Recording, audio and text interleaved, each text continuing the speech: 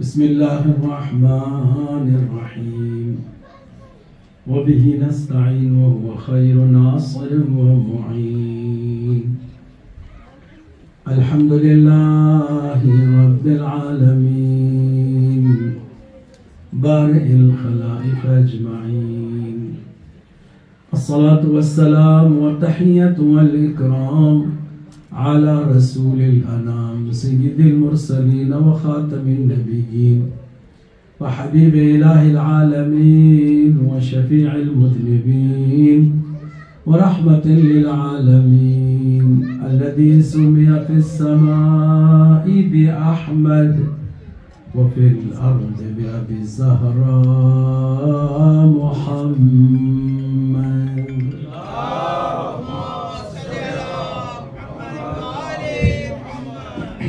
وعلى أهل بيته الطيبين الطاهرين المعصومين المكرمين المنتجبين المكرمين الميامين واللعن على أعدائهم أجمعين من يومنا هذا إلى يوم الدين أما بعد فقد قال الله الحكيم في كتابه الكريم بسم الله الرحمن الرحيم فسبح بحمد ربك وكن من الساجدين واعبد ربك حتى يأتيك اليقين صلاة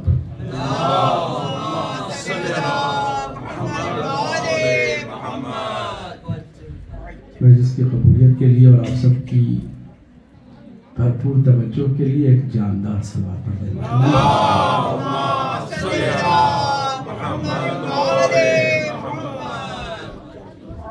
حضرت گرامی ہم سب اپنے سب سے زیادہ محبوب اور عشق و ارادت و مودت کے مرکز ائمہ کی ولادت و شہادت کا فرض نبھاتے ہیں، مودت کا حق ادا کرنے کی کوشش کرتے ہیں، اور آج ہم سب کے چوتھے امام زین العابدین علیہ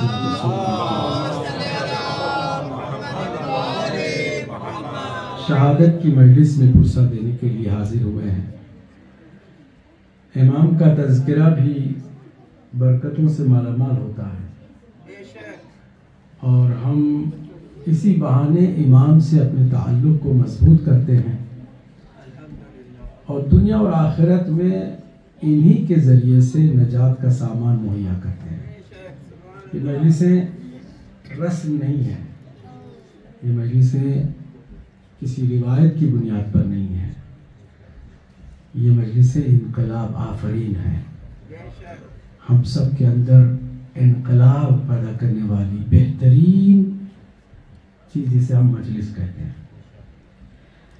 امام کے سلسلے میں آج ہماری گفتگو تھوڑی سی انوکھی ہوگی، مختلف کوشش ہم کریں گے کہ امام کی زندگی کے مختلف پہلوؤں کو سمجھیں اور اس سے اپنی زندگی کو ریلیٹ کرنے کی کوشش کریں، کیونکہ امام ہم سب کی ہدایت، رہنمائی اور قیادت کے لیے ہوتا ہے۔ امام ہر زمانے میں محیط ہوتا ہے، اور ہر زمانے میں وہ ہم سب کا رول ماڈل ہوتا ہے۔ آئیڈیل پرسنالٹی صرف وہی ہستی ہوتی ہے کہ جو پرفیکٹ ہو، جو کمپلیٹ ہیومن بینگ ہو، جس کے اندر کسی طرح کا کوئی نقص نہ ہو۔ اس لیے ہمیں شکر کرنا چاہیے کہ ہم کو اللہ نے وہ امام عطا کیے کہ جن اماموں میں ذرا برابر بھی کوئی نقص عیب نہیں ہے، نہ تنہا عیب نہیں ہے بلکہ ہر خوبی اس امام کے اندر ہوتی ہے۔ ہم امام اسی کو مانتے ہیں کہ جو ہر خوبی کا مالک ہو، ہر خیر کا مرکز ہو، اور وہ پوری کائنات میں ہر لحاظ سے بہترین ہو۔ سورہ نحل کی آخری، سورہ ہجر کی آخری 2 آیتوں کی تلاوت کا ہم نے شرف حاصل کیا ہے، جس میں اللہ سبحانہ وتعالی نے اپنے حبیب سے ارشاد فرمایا ہے، فرماتا ہے کہ فَسَبِّحْ بِحَمْدِ رَبِّكَ، اپنے رب کی حمد اور تسبیح کرو وَكُن مِّنَ السَّاجِدِينَ، اور سجدہ کرنے والوں میں سے ہو جاؤ۔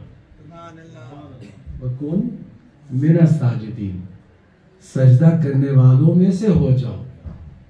تو نماز میں سجدہ جو ہے وہ اوج عبادت ہے، پیک آف یور پریئر۔ سجدہ جو ہے وہ عروج ہے نماز کا۔ سجدہ اتنا امپورٹنٹ ہے کہ ہر رکعت میں ایک قیام ہے، ایک رکوع ہے، مگر 2 سجدے ہیں۔ اس کی اہمیت اسی سے سمجھ میں آتی ہے کہ قیام اور رکوع کے کم از کم ڈبل فضیلت والی جو ہماری نماز کے اندر حصہ ہے وہ ہے کیا؟ سجدہ۔ سجدے پر بہت باتیں ہو سکتی ہیں، مگر اللہ فرما رہا ہے اپنے حبیب سے کہ وَكُن مِّنَ السَّاجِدِينَ، آپ سجدہ کرنے والوں میں سے ہو جائیں۔ پھر آگے فرماتا وَعْبُدْ رَبَّكَ، اور اپنے رب کی عبادت کریں، عابد بن جائیں، اپنے رب کی عبادت کریں۔ کب تک؟ حَتَّى يَأْتِيَكَ الْيَقِينُ، یہاں تک کہ یقین آپ سے نہ مل جائے۔ عام طور سے کہتے ہیں کہ یقین جب تک آپ کو حاصل نہ ہو جائے۔ قرآن یہ نہیں کہہ رہا کہ جب تک آپ کو یقین حاصل نہ ہو جائے عبادت کریں، نہیں، آپ عبادت کریں جب تک کہ یقین آپ سے ملاقات نہ کر لے۔ بہت فرق ہے ان دو باتوں میں۔ یقین کو بعض مفسرین نے تعبیر کیا ہے موت سے، کہ موت جب آتی ہے تو انسان جو نہایت ہی شک کی حالت میں بھی تھا وہ یقین تک پہنچ جاتا ہے، حقیقت کو دیکھ لیتا ہے، آنکھوں کے سامنے دیکھ لیتا ہے۔ جب موت کو دیکھتا ہے تو ٹوٹل اسے حقیقت سامنے آ جاتی ہے اور وہ دکھائی دینے لگتی ہے، اسے وہ یقین پر پہنچ جاتا ہے۔ مگر یہاں ملاقات یقین کی بات ہو رہی ہے اور اس کا راستہ صرف ایک بتایا ہے، توجہ ہے، وہ راستہ کیا ہے؟ عبادت۔ وَعْبُدْ رَبَّكَ حَتَّى يَأْتِيَكَ الْيَقِينُ، اپنے رب کی عبادت کرتے چلے جاؤ، کرتے چلے جاؤ یہاں تک کہ یقین آپ سے ملاقات کر لے، یقین آپ کو مل جائے۔ آپ یقین تک نہیں، یقین آپ کو میسر ہو جائے۔ تو ان 2 آیتوں میں سورہ ہجر کی یہ 2 آخری آیتیں ہیں، آیت نمبر 98 اور آیت نمبر 99۔ سورہ ہجر ہے، 15واں سورہ ہے قرآن مجید کا، اور آخر میں اللہ سبحانہ وتعالیٰ نے اپنے حبیب سے 2 باتوں کا تقاضا کیا۔ ایک، ساجدین میں سے ہو جائے، کن من الساجدین۔ دوسرا، عبادت کریں یہاں تک کہ یقین کی منزل آپ کے قدم چومنے لگ جائے، حتی یاتیک الیقین۔ اب اگر سرکار دو عالم کے اس حکم کو مکمل مجسم دیکھنا چاہیں تو اسی کے فرزند اور اسی کے چوتھے جانشین کی زندگی میں دیکھیں۔ وہ ساجدین ہی میں سے نہیں ہو رہا بلکہ سید الساجدین ہو رہا ہے۔ وہ خالی عبادت ہی نہیں کر رہا بلکہ زین العابدین بن رہا ہے۔ عام انسانوں کو عبادت سے زینت ملتی ہے، مگر یہ زین العابدین ہے جس سے عبادت گزاروں کو زینت ملے۔ عبادت سے کوئی زینت یافتہ ہو جائے وہ مسلمان مومن عبادت گزار ہے، مگر عبادت گزاروں کو جس سے زینت ملے وہ سید الساجدین زین العابدین علیہ السلام۔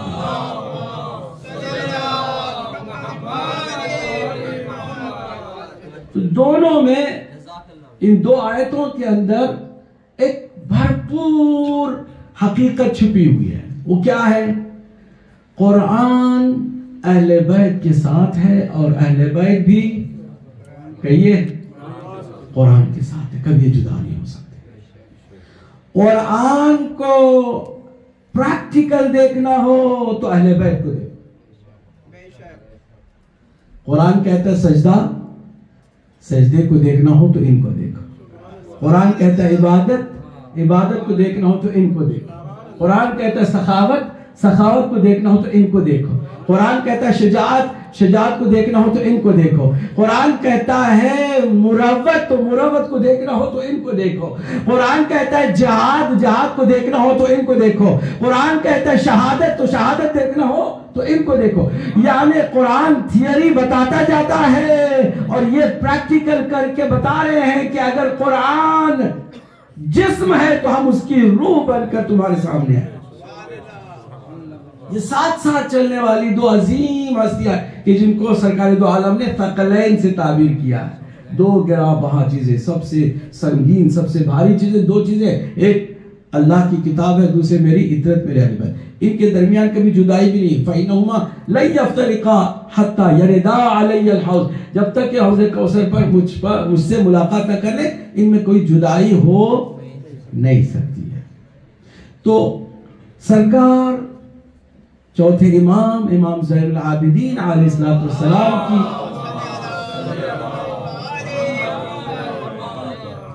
زندگی بھی سرشار ہے. قرآن کی مکمل تصویر آپ کی زندگی ہے. قرآن کی تصویر آپ کے چہرے سے. آپ قرآن کا دوسرا نام ہے. آپ پریکٹیکلی دیکھتے چلے جائیں. ٹوٹل 57 سال عمر ہے آپ کی. ہر امام کو سوائے 12ویں امام کے دنیا نے ان کی اپنی نارمل لائف جینے نہیں دیا. دنیا نے نہیں دیا نا جینے. کسی امام کی نارمل لائف نہیں گزری ہے. ان کا جتنا حق ہے نا جینے کا، وہ حق دنیا نے نہیں دیا. اللہ نے کہا تم 11 تک کر لو، 12ویں کے بارے میں اختیار ہمارے ہاتھ میں ہوگا. پھر تمہارے بس سے باہر ہو جائے گی بات، کیونکہ وہ آخری ہے نا، پھر اس کے بعد کوئی نہیں ہے. تو اب اس ایک سے باقی تمام کا بدلہ لیا جائے گا. وہ ایک ہی ہے کہ جو کل انبیاء پر ہونے والے مظالم کا بدلہ لے گا، کل اولیاء پر ہونے والے مظالم کا بدلہ لے گا، تمام ائمہ پر جو ظلم ہوا ہے اس کا وہ تنہا. اسی لیے اسے کہتے ہیں منتقم ہے. منتقم انتقام لینے والا، وہ جو کائنات کی اس وقت روح ہے. شب جمعہ بھی ہے، اس لیے ہم امام زمانہ پہ بھی نام لیتے ہیں. خود امام زمانہ کی خدمت میں ان کے جد کی تعزیت پیش کرتے ہیں. شہادت کوئی معمولی شہادت نہیں تھی چوتھے امام کی. آپ کی زندگی کے مختلف پہلو ہیں. ان پہلوؤں میں ایک پہلو یہ ہے کہ آپ کی امامت پر چونکہ کربلا کے حالات کچھ ایسے ہوئے تھے، ٹھوس دلیل یا ثبوت کربلا کے واقعے تک عام لوگوں کو میسر نہیں تھے. سلسلہ تھا، اللہ کے نبی نے بتا دیا تھا، مگر جو ہر امام سے پہلے امام کا جو تعارف ہونا چاہیے تھا نا، وہ نہیں ہوا. توجہ ہے نا میرے ساتھ؟ مولا علی نے جیتے جی امام حسن کی امامت کا بھرپور اعلان کیا، تعارف کرا دیا، لوگوں کو انٹروڈیوس کرا دیا، اور سب جانتے تھے کہ مولا علی کے بعد امام حسن مجتبی. امام حسن مجتبی نے بھی بھرپور تعارف کرا دیا کہ میرے بعد جو امام ہوگا میرا بھائی حسین سید الشہداء. کسی طرح کا کوئی شک نہیں تھا. مگر مولا امام حسین کی شہادت اور کربلا کے واقعے کا جو عجیب و غریب تاریخی ایک بحران ہے، اس بحران میں چوتھے امام کی امامت کو اس طرح کلیئرلی ڈکلیئر نہیں کیا گیا تھا، جس میں شکوک و شبہات پیدا ہو. یہاں تک کہ مختار ثقفی نے بھی جو بعد میں بدلہ لینے کے لیے ایک مہم چلائی تھی، تو وہ محمد بن حنفیہ سے اس نے اجازت لی، اور ان کا پورا زور یہ تھا کہ مجھے کہیں سے بھی اتھارٹی مل جائے تاکہ میں اس کام کو انجام دوں. چنانچہ تاریخ میں ہر بار جب بھی کسی امام کی امامت پہ شک ہوتا ہے تو امام کو اپنے معجزات اور کرامات سے ثابت کرنا پڑتا ہے کہ میں عام لوگوں جیسا نہیں ہوں. بلکہ میرا تعلق اسی الہی مشن سے ہے کہ جس کو اللہ نے پہلے سے ہی مقرر فرما دیا ہے. جب ہر امام اپنی امامت کے لیے اپنے یونیک ہونے کو ثابت کرتا ہے، یہ بتانے کے لیے میں عام جیسا نہیں ہوں، تو کیسے مسلمان ہیں جو رسول کو بھی اپنے جیسا سمجھتے ہیں؟ تو کیا رسول اللہ نے کرامات نہیں دکھائے ہوں گے، معجزات نہیں دکھائے ہوں گے؟ تو چوتھے امام کی اس امامت کے مسئلے میں جو شکوک پیدا ہوئے، خود جناب محمد حنفیہ بھی دعویدار ہوئے. اس لیے نہیں کہ واقعاً بھی وہ چاہتے تھے کہ امام کے مقابل میں امام بن جائے، اس لیے کہ زمانہ کچھ ایسے ہو گیا تھا کہ میجارٹی نے محمد بن حنفیہ کو اپنا امام تصور کرنا شروع کر دیا. یہ مکے میں رہ گئے، خانہ کعبہ میں پناہ لے کے رہ گئے، پھر بھی لوگ کہتے تھے ہم انہیں کو اپنے امام مانیں گے. تو پھر ان کو کچھ کرنا پڑے گا نا. یہ اگر کہیں گے نہیں میں امام نہیں ہوں، تو کہتے نہیں آپ تک تواضع کر رہے ہیں، انکساری میں آپ اپنی بات نہیں کر رہے، ہم آپ کو امام مانتے ہیں، آپ کی سوا کسی کو نہیں مانتے. چنانچہ جناب مختار ثقفی نے اسی طرح کیا. ٹھیک، تو پھر آپ کو میدان میں آنا پڑا کہ ٹھیک ہے میں امام ہوں، مگر جو میرے علاوہ بھی امام بہرحال کچھ لوگ ماننے لگے ہیں، کچھ دعویدار دعویٰ بھی کر رہے ہیں، تو میں ان کے ساتھ خود بات کروں، اور بات بھی کروں تو گھر میں نہیں، کسی بند کمرے میں نہیں، بلکہ خانہ کعبہ جو مرکز ہے تمام عالم اسلام کا، ہے کہ نہیں؟ مرکز ہے عالم اسلام کا، تو وہاں پر بات کرتے ہیں. کہا بھتیجے آپ جانتے ہیں کہ میں بھی امام زادہ ہوں، میرا باپ آپ کا جد ہے، آپ کے دادا امیر المؤمنین، علم الہی کے دروازہ ہیں، شہنشاہ ولایت ہیں، تاجدار امامت ہیں، تمام خوبیوں کے مالک ہیں. آپ کے دادا ہیں، میرے بابا ہیں. علم کے معاملے میں بھی ہم نے اپنے بابا ہی سے، پھر اپنے دو عظیم بھائیوں سے حاصل کیا، حسنین کریمین سے. تو مجھے بھی حق ہے کہ میں اپنی امامت کا اعلان کروں. تو مسکرا کے چوتھے امام نے فرمایا کہ چچا جان آپ بہت معتبر ہیں، محترم ہیں، مگر نہ آپ امام ہیں نہ امامت سے آپ کا کوئی سروکار ہے. کہ دنیا تو مجھے ماننے لگی ہے. کہا کہ قبل اس کے کہ آپ کو موت آ جائے کہیں آپ بھی ماننا شروع نہ کر دیں. چچا جان ہمارے درمیان خانہ کعبہ ہے، خانہ کعبہ میں ایک پتھر ہے جسے حجر الاسود، کالا پتھر ہے، کالے رنگ سے جو چڑھتے ہیں وہاں جا کے چومتے ہیں. جملہ کہہ دیا، صلوات پڑھ دیں.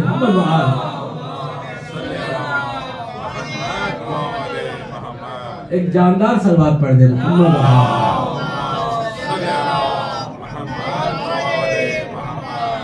یہ پتھر ہے، بظاہر پتھر ہے. چوتھے امام نے فرمایا کہ آپ میرے ساتھ چلیے چچا جان. پتھر کو حکم قرار دیتے ہیں. حکم کا مطلب فیصلہ کرنے والا. وہ آپ کے اور ہمارے درمیان فیصلہ کرے گا کہ اس وقت روئے زمین پر امام کون ہے اور کون نہیں ہے. آپ امام ہیں تو آپ کی امامت کی وہ گواہی دے دے گا. اتنا علم تو محمد بن حنفیہ کو تھا کہ یہ پتھر کوئی معمولی پتھر نہیں ہے. توجہ ہے؟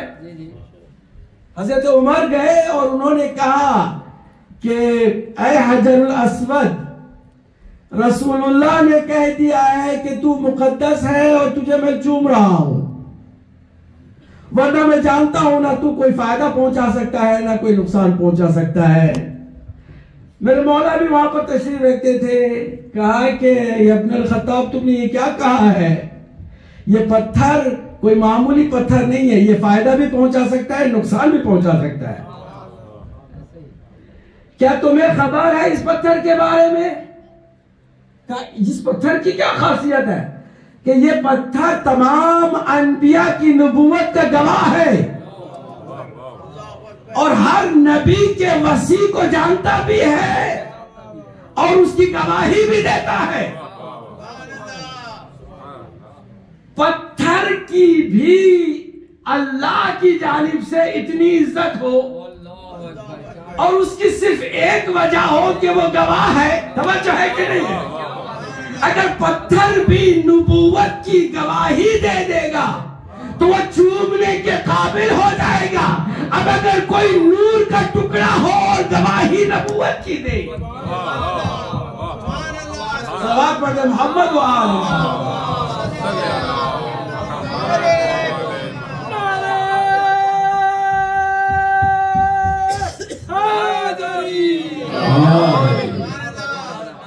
گواہی دینے کی خاطر اس کو اتنی عظمت ملی کہ وہ خانہ کعبہ کا حصہ اور ہر حاجی اسے چومے. ماننے والا بھی چومے گا، نہیں ماننے والا بھی چومے گا. عجیب بات ہے کہ سراپا نور شخصیتوں کو چومنے کے لیے تیار نہیں اور اس پتھر کو چومنے کے لیے تیار ہے. کیوں؟ اسے کہ ان کے چومنے سے کیا جاتا ہے؟ مگر ان کو چومنے لگ جائے تو بہت کچھ چلا جاتا ہے. صلوات پڑھتے محمد والے. دیکھیں اشارہ دینا ہمارا کام ہے، وہاں تک پہنچنا آپ کا کام ہے. نہیں پہنچتے تو میرا کوئی اس پہ قصور بھی نہیں ہے. جو پہنچ رہے ہیں وہ پہنچ رہے ہیں، جو نہیں پہنچ رہے وہ نہیں پہنچ رہے. ہم کیا کریں؟ توجہ ہے کہ نہیں ہے؟ خانہ کعبہ کے اندر اس حجر الاسود کی یہ عظمت ہے، یہ گواہ ہے نبوتوں کا اور وصایتوں کا. اس لیے حضرت امام زین العابدین علیہ السلام نے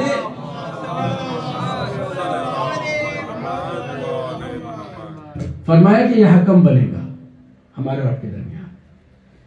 تو محمد بن حنفیہ نے کہا کہ مجھے کرنا کیا ہے؟ کوئی نہ کچھ نہیں، آپ سلام کر کے کہیں کہ حجر الاسود اگر میں اس وقت زمانے کا امام ہوں تو میری امامت کی گواہی دے.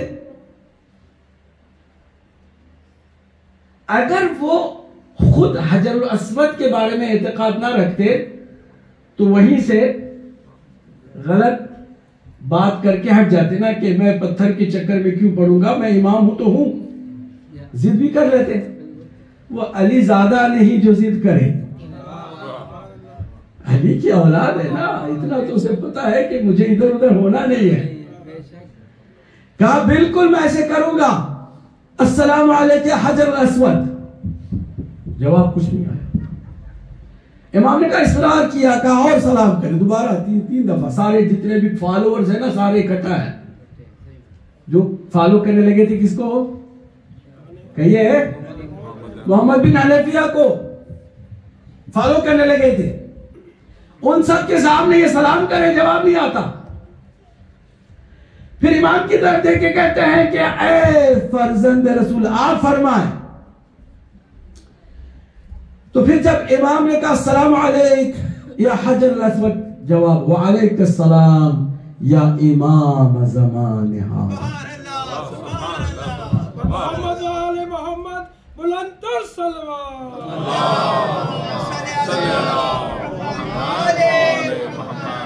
امام نے آگے فرمایا اے حجر الاسود میں نے تجھے حکم قرار دیا ہے، فیصلہ تیرے ہاتھ ہے، بتا اس وقت زمانے کا امام کون ہے.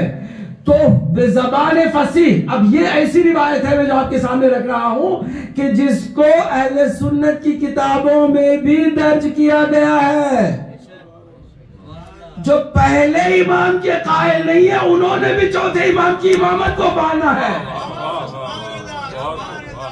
یہ عجیب بات ہے نا، ہر امام کی امامت کو اللہ نے منوایا ہے اور ان کو تکلیف نہیں ہوتی. امام حسن لکھ دیتے ہیں، کوئی پریشانی نہیں ہوتی، مگر امام علی لکھنے میں موت آتی ہے.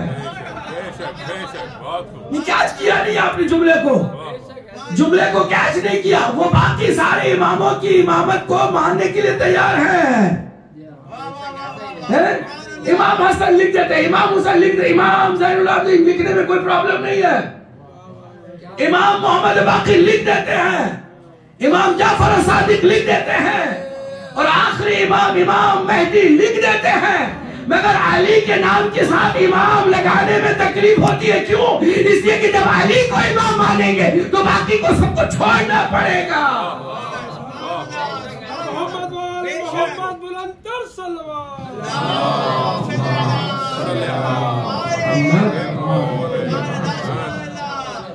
اب یہ جو واقعہ ہے سنت کی کتابوں میں بھی درج ہے. امام نے کہا تجھے حکم قرار دیا میں نے, حجر الاسود بتا اس وقت زمانے کا امام کون ہے؟ کہتے ہیں بے زبان فصیح عربی زبان کی فصاحت و بلاغت کی انتہا کرتے ہوئے, اس زبان سے کہ جس زبان کی ہر کسی کو کسی نہ کسی اعتبار سے چاشنی محسوس ہوتی رہی کہ وہ بہت شیرین زبان ہے. اور وہ کس کی ہے؟ حجر الاسود کی ہے. حجر الاسود بول پڑا کیا؟ اللہم اے پروردگار میں گواہی دیتا ہوں کیا گواہی دیتا ہوں کہ ان الوصایت والامامت بعد الحسین ابن علی لعلی ابن الحسین ابن علی ابن ابی طالب. انصاف سے بتائیں.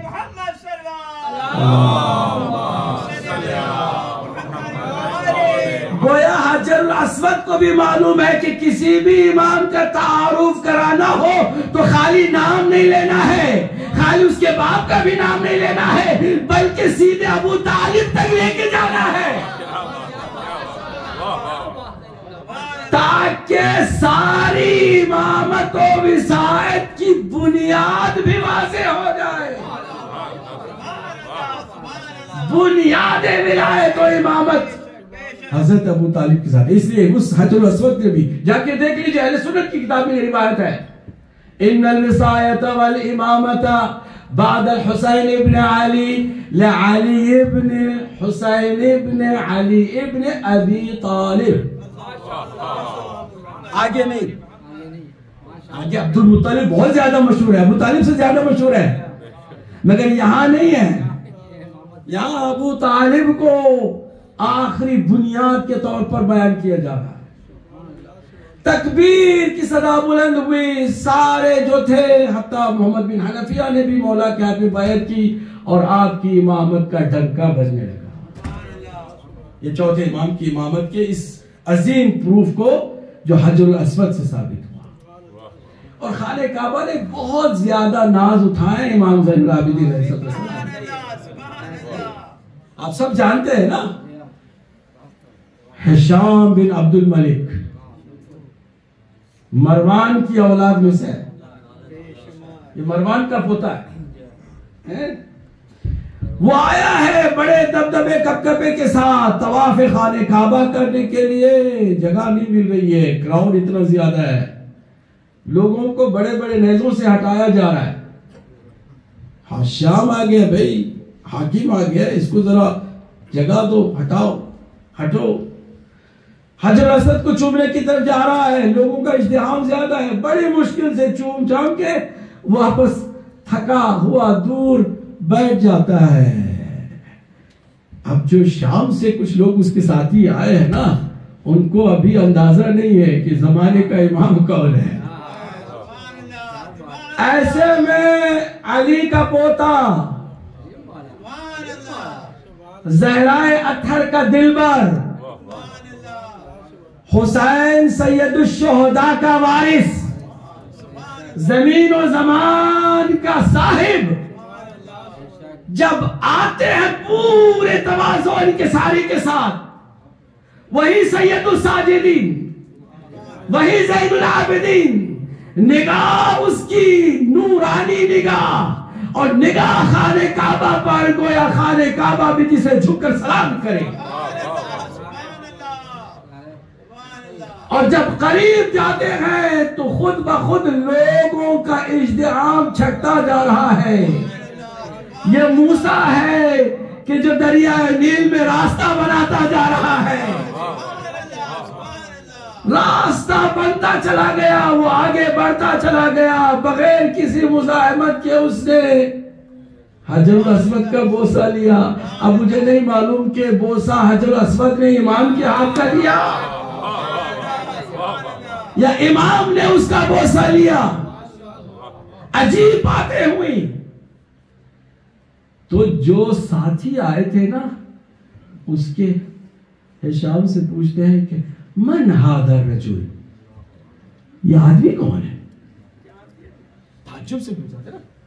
آپ حاکم زمانے کے. یہیں سے پتہ چلتا ہے کہ حکمران وہ بھی تھے, حکمران ہمارے امام بھی تھے. دونوں کی حکومت تھی. ایک جسموں پہ حکومت تھی اور ایک دلوں پہ حکومت تھی. جو دلوں پہ راج کرے وہ ہمارے امام ہیں, اور ہر زمانے میں دلوں پہ راج کرنے والے امام ہیں. 1400 سال کے بعد بھی بولٹن میں آپ سب جمع ہیں, ہمارے دلوں میں ان کا راج ہے تو جمع ہے نا. اسی امام کے بارے میں پوچھتے کون ہے یہ,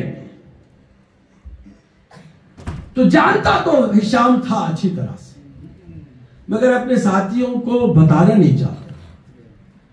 اسے یہ کہہ کے ٹال دیا کہ لا عارف, میں نہیں جانتا. کون ہے نہیں جانتا. اسی کے دربار میں ایک شاعر تھا. شاعروں کا کام ہوتا ہے چاپلوسی کرنا. درباری جو شاعر ہوتے ہیں ان کا کام, ان کا ٹوٹل جابیہ ہوتی ہے بلا وجہ کی تعریف کرنا. ان کے اٹھنے کی تعریف, بیٹھنے کی تعریف, کھانے کی تعریف, ادا کی تعریف, ان کی ہر چیز کی تعریف کرتے چلے جانا. شعر لکھنا, سنا دینا. وہ خوش ہو کے اشرفیوں پہ پھینکتا ہے اور اٹھا کے جمع کرنا, ان کی ہی کمائی. بنو امیہ کے درباری شاعر کے اندر ظاہر سی بات ہے عشق علی اور اولاد علی بھی کوئی چیز ہے نا. اس عشق میں کچھ گرمی محسوس ہوئی. اس عشق کی گرمی میں اس کے اندر عشق جب ہوتا ہے نا تو بزدل بھی شجاع ہو جاتا ہے. کبھی آپ نے وہ جو دیسی مرغیاں ہیں دیکھا ہے کتنی بزدل ہوتی ہے نا, مگر جب وہ چوزوں کے ساتھ ہوتی ہے تو پھر وہی شیر بن جاتی ہے. کس نے ان کو اتنی طاقت دے دی, جرأت دے دی؟ کہتے چوزوں کی محبت نے, محبت نے اس اندر اس بزدل مرغی کو اتنا شجاع کر دیا کہ وہ چیل سے بھی لڑنے کو تیار ہے, ہر کسی سے لڑنے کو تیار, کیونکہ وہ عشق ہے. تھوڑا سا معمولی سا, سارے انڈے بھی اس کے نہیں ہیں. نہیں کیا آج کل بھئی آپ ہمارے ساتھ ہیں کہ نہیں ہیں؟ بھئی وہ کسی اور کے انڈے ہیں, بہرحال اس نے تھوڑی سی گرمی کیا دے دی, اس کی گرمی نے اسے شجاع کر دیا. اس کی گرمی نے اسے شجاع کر دیا. اب اگر کسی کا عشق ہی اتنا مضبوط ہو کہ جس کا عشق ہے وہ خود اتنا شجاع ہو کہ جو خود اعلان کرے کہ اللہ نے مجھے وہ شجاعت عطا کی ہے کہ اگر اس کے ایک خطرے کو نکال کے دنیا کے سارے بزدلوں میں تقسیم کر دوں تو ہر بزدل شجاع ہو جائے.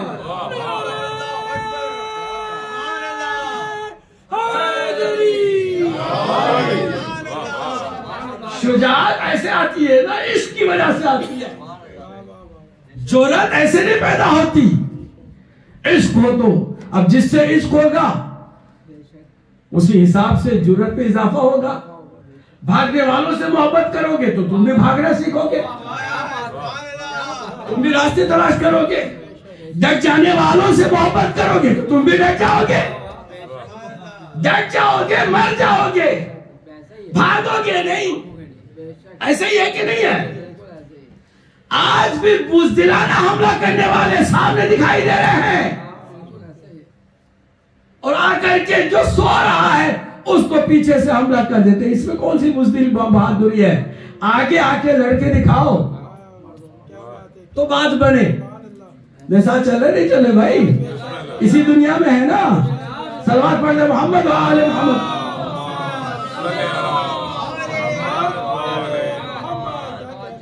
تو فرزدق کے اندر بھی عشق کی گرمی جاگی، عشق نے اس کے اندر جرأت پیدا کی، جرأت کے ساتھ ساتھ چونکہ جن سے عشق ہے وہ باب مدینۃ العلم ہے، اس لیے وہ علم بھی ان کے ذہنوں میں، ان کے دلوں میں اترنے لگا۔ علم اترنے کیسے لگا؟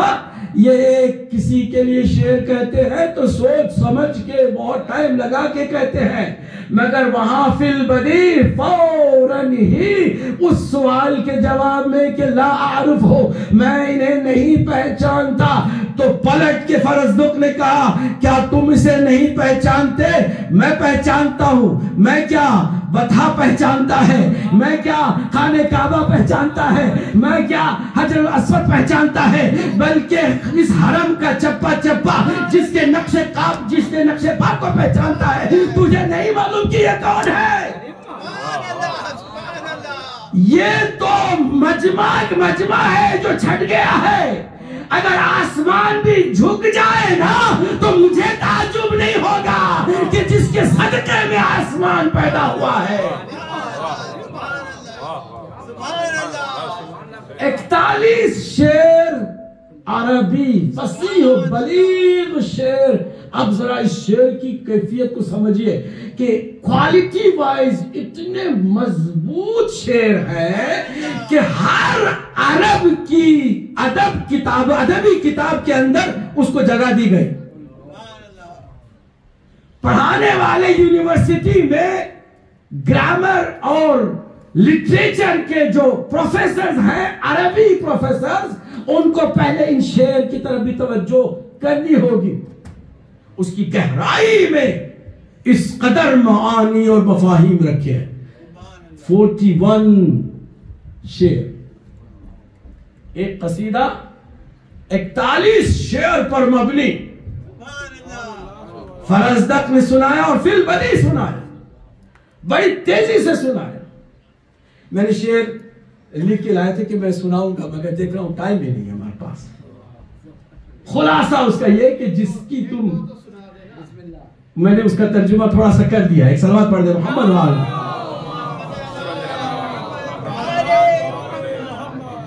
ابتدائی میں اسے کہا اس کو تم نہیں پہچانتے، میں پہچانتا ہوں، اس کا چپا چپا پہچانتا ہے، بطحا حل و حرم پہچانتا ہے، اس کی سرزمین پہچانتی ہے، اور خالی پہچانتی نہیں ہے، جس کے دادا کے صدقے میں کائنات خلق ہوئی، جس کے وجود سے آج یہ سب کچھ آپ کے لیے میسر ہے، یہ ہے تو یہ سب کچھ رونقیں ہیں۔ یہ ساری باتیں اس شعر میں، اس پورے قصیدے میں اس نے کہی، اور اس کے بعد اس کو اس نے سیک کر دیا۔ اب انگریزی زبان میں جو کہتے ہیں نا، جب کوئی پسند نہیں آتا ہے نا تو باس کیا کرتا ہے؟ سیک کر دیتا ہے۔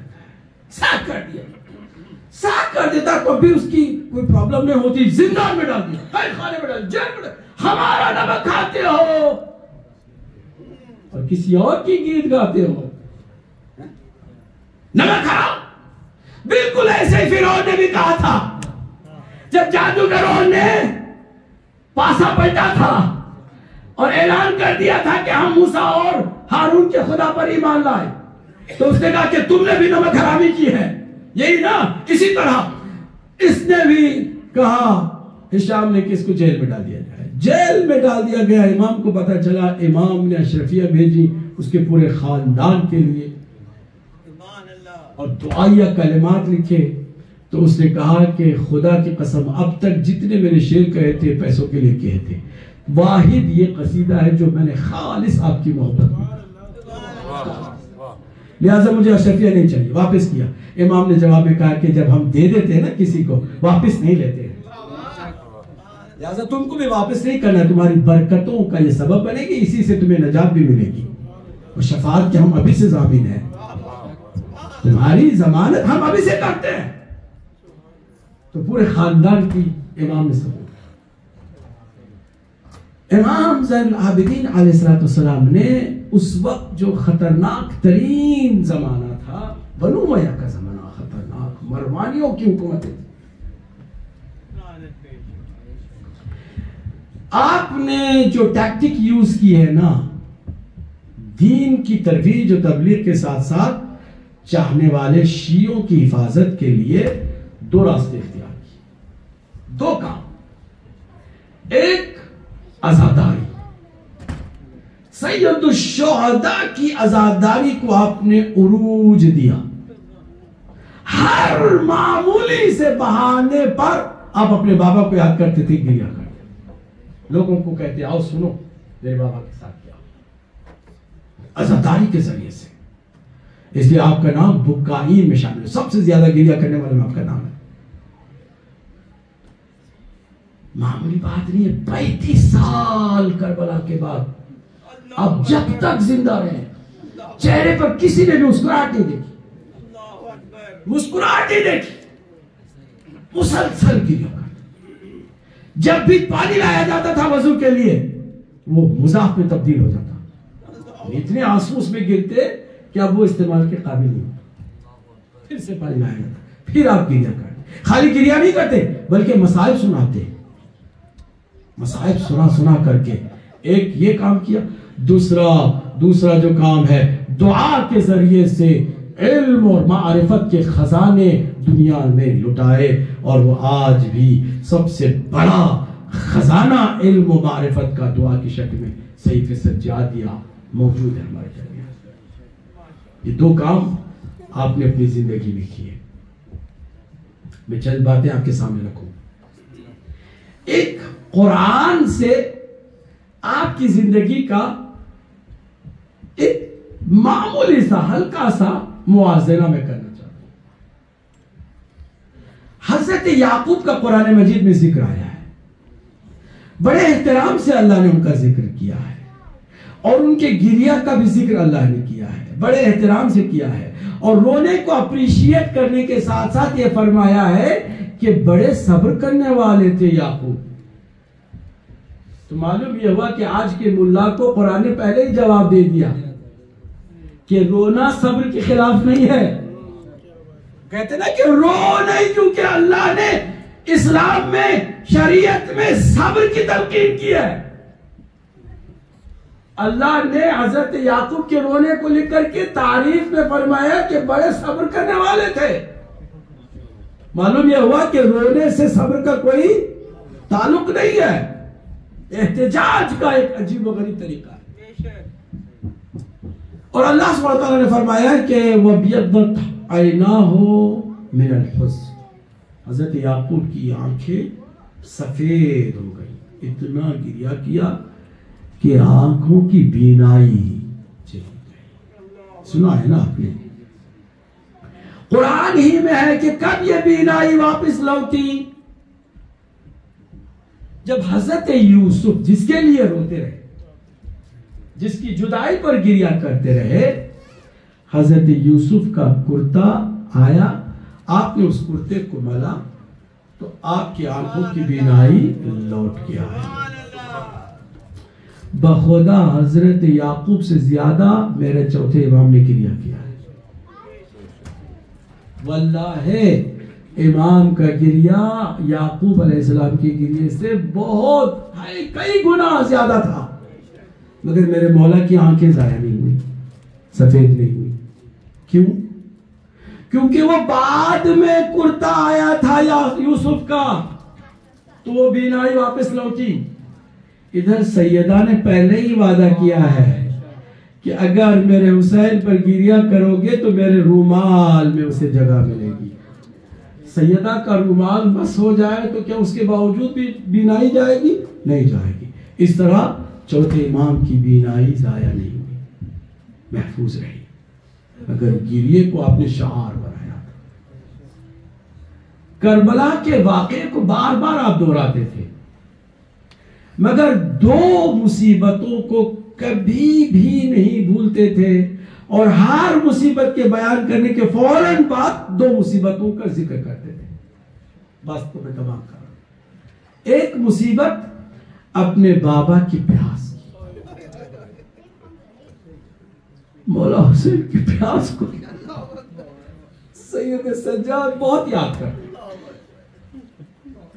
بازار سے گزرتے قصائیوں سے پوچھتے تو نے جانور کو پانی پلایا کہ نہیں پلایا؟ وہ کہتے ہیں اپنا رسول اللہ یہ کیسی بات ہے؟ آپ ہم سے پوچھتے ہیں ہم مسلمان ہیں، ہم جانور کو بغیر پانی پلائے ذبح نہیں کرتے۔ کہتے ہیں وات شاہ اے فرزند رسول ہے میرے ماں باپ کی پیاس آپ کو ظالموں نے آخری لمحے تک ایک گھونٹ پانی کا نہیں دیا۔ پیاس کو یاد کرتے تھے اور بہت گریا کرتے تھے، پانی جب بھی دیکھتے تھے اتنا گریا کرتے تھے کہ وہاں پہ مذاب میں تبدیل ہو جاتا۔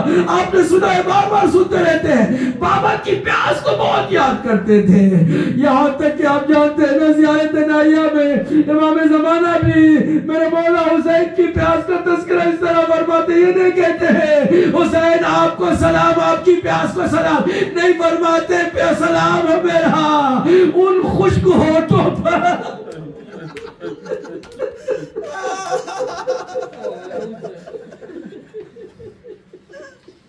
کہ جو آپ کی پیاس کی عکاسی کرتے تھے۔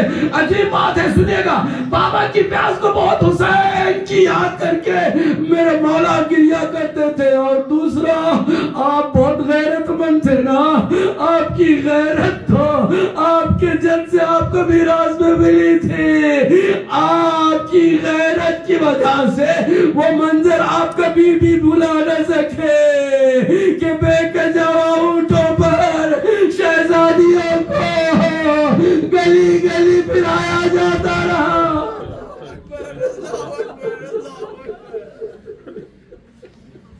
اجرکم اللہ، سید الساجدین کا اس پر رونا آپ سب جانتے ہیں نا، بار بار آپ کہتے ہیں الشام الشام الشام۔ میں سوچنے لگا کہ کوفہ میں بھی تو بلوائیوں کا مجمع تھا، تماشائیوں نے آ کے تماشا کیا تھا، وہاں پر بھی دیکھے جب اونٹ پر لایا گیا تھا۔ کوفے کو کیوں یاد نہیں کرتے؟ شام کو کیوں یاد کرتے؟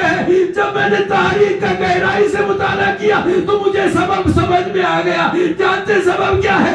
سبب یہ ہے کہ کوفے میں بی بی نے اپنے خطبے کے ذریعے سے جو ہنستے ہوئے آئے تھے ان کو رونے پہ مجبور کر دیا تھا۔ وہ آئے تھے تماشائی مگر اس کے بعد رونے پہ مجبور ہو گئے تھے۔ مگر شام کوئی پتھر مارتا تھا، کوئی کوڑا پھینکتا تھا، کوئی بچیوں کو گلیزی میں جاتا تھا۔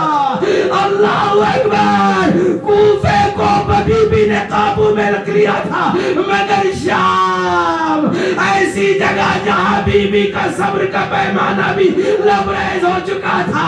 بیویوں کو اکٹھا کر کے شہزادی نے فرمایا تھا، بیویوں آؤ، اب زینب کو برداشت نہیں ہے، ہاتھ کو اٹھاؤں اور ان کے لیے بددعا کروں۔ وہاں پر سید سجاد ہی تو تھا جس نے بددعا کرنے سے روک لیا۔ بھبی اماں بددعا نہ کیجئے، سلام ہو میرے مولا کی اس عظیم غیرت پر، سلام ہو میرے مولا کے عجیب صبر پر۔ یہ صبر کسی سے بھی نہ ہو سکا، مجھے معاف کر دیجئے گا۔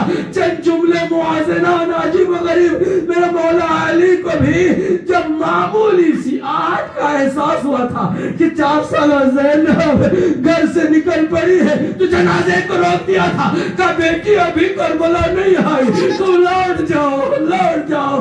غیرت علی کو گوارا نہیں ہوئی، حالانکہ اپنا ماحول تھا، سر پہ چادر تھی، بچی اپنی تھی، رات کی تاریکی تھی نا، میرے مولا کو گوارا نہیں ہوا۔ خود میرا مولا حسین کتنا غیرت مند تھا، آپ نے سنا ہے نا کربلا کی اس آخری جنگ کی وہ عجیب و غریب داستان کہ میرے مولا کے ہاتھ میں 2 تلواریں تھی، دونوں ہاتھ میں تلواریں تھی۔ ایک مرتبہ دشمنوں کو بھگاتے پھر خیموں کی طرف آتے، کوئی کسی نے گستاخی تو نہیں کر دی، کسی نے کسی بیوی کے سر سے چادر تو نہیں اتاری۔ بار بار حسین کو غیرت آتی تھی، بار بار دیکھتے جاتے تھے۔ اور آپ سب جانتے ہیں عباس کی غیرت کو، کسی بھی سر کو نو کے نیزے پہ سب نے دیکھا، ایک سر تھا جو نو کے نیزے پہ ٹک نہ سکا، بار بار وہ سر نو کے نیزے سے گر جاتا تھا۔ کیوں؟ اس لیے کہ عباس کی غیرت کو گوارا نہیں تھا۔ اللہ اکبر. ہماری جان قربان سید سجاد کی غیرت پر، سید سجاد کے صبر پر، سید سجاد کے حوصلے پر، اپنی آنکھوں کے سامنے بے کجاوا اونٹوں پر شہزادیوں کو ننگے سر دیکھ رہے ہیں. یہی وجہ ہے جب بھی آپ کو یاد آتا فرماتے الشام الشام الشام. عزادارہ بہت گریہ کیا میرے مولا نے. میں نے روتے روتے 25 محرم کو حسین کا عزادار خاموش ہو گیا. ولید بن عبد الملک نے آپ کو زہر دیا اور پھر 25 محرم کی جو صبح ہوئی نا یہ حسین کا عزادار خاموش ہو گیا. یہ رونے والا روتا نہیں ہے. اب اس پر کون روئے؟ بیویاں روئے اور آئے آ کر کے بنی ہاشم کے باقی لوگ گریہ کرے. سید سجاد پر عجیب گریہ ناقہ نے کیا. آپ کے سامنے روایت رکھو بات کو تمام کر دوں. 25 سال جس ناقے پر سوار ہو کر آپ حج کیا کرتے تھے آپ کا وہ ناقہ عجیب و غریب کیفیت ہے. تاریخ میں ملتا ہے کہ 25 سالوں میں میرے مولا نے ایک بھی درہ ناقے کو نہیں لگا. ایک بھی درہ. میں کہوں گا مولا کتنے آپ قریب ہیں اور آپ پر کتنے تازیانے برسائے.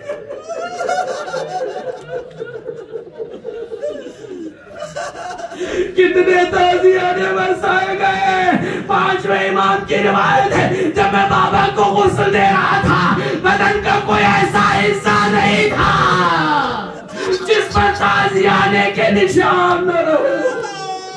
اجرکم علی اللہ اجرکم علی اللہ. اس ناقے کو آپ کی شہادت کے بعد اتنا رونا ہے بار بار سر پٹک پٹک کے وہ گریہ کرتا رہا. 5ویں امام فرماتے ہیں کہ اس کو اس کی حالت پر چھوڑ دو. یہ اپنے میرے بابا کی محبت میں اور اس عذاب میں اس قدر زیادہ شدید ہو گیا ہے کہ یہ زندہ نہیں رکھ سکتا. یہاں تک کہ وہ ناقے کو بھی موت آ گئی. میں کہوں گا ناقہ ایک جانور ہے اس کو بھی صرف کچھ مصیبتیں نظر آئی تو برداشت نہ کر سکا. سید سجاد کا کلیجہ کتنا مضبوط تھا.